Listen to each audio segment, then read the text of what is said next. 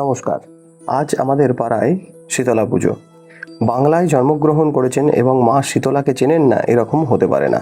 সর্বজনীনভাবে বা বারোয়ারিতে শীতলা পুজো সমগ্র গ্রামেই বা সমস্ত বাংলার গ্রামেই হয়ে থাকে।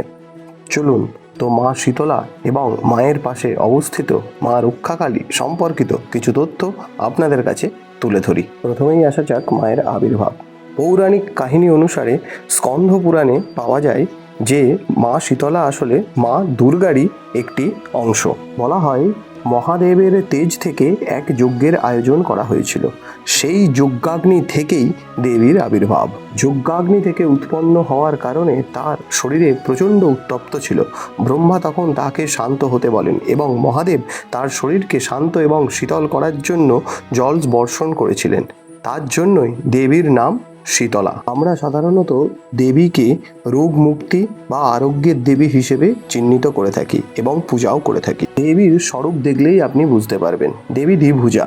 দেবীর একটি হাতে ঝাঁটা এবং অপর হাতে কলস, এবং দেবীর কাছে থাকে নিম পাতা এবং মাথায় থাকে কুলো।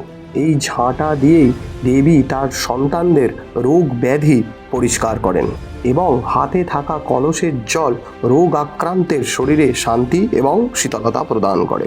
এবং আমরা সকলেই জানি যে নিম পাতার একটি নির্দিষ্ট ঔষধি গুণ রয়েছে এবং দেবীর মাথায় থাকা কুলো রোগ জীবাণুকে ঝেড়ে ফেলার জন্য। বিভিন্ন লৌকিক বিশ্বাস থেকে উঠে আসে এই দেবী শীতলা এবং মা রক্ষাকালীর পূজা শুরুই করা হয়েছিল মহামারী থেকে রক্ষা পাওয়ার জন্য। তার জন্য গ্রাম বাংলার বুকে বারোয়ারি তলায় মা রক্ষাকালী এবং মা শীতলার মন্দির দেখতে পাওয়া যায়। এই উভয় দেবী আমাদের মহামারীর প্রকোপ থেকে বাঁচান। মূলত গুটি বসন্তের হাত থেকে বাঁচার জন্যই দেবী শীতলার পূজার শুরু। মা রক্ষাকালীর আরাধনাও শুরু করা হয় মহামারীর প্রকোপ থেকে বাঁচার জন্য। সেরকমই মা শীতলারও পূজা করা হতো মহামারীর প্রকোপ থেকে বাঁচার জন্য।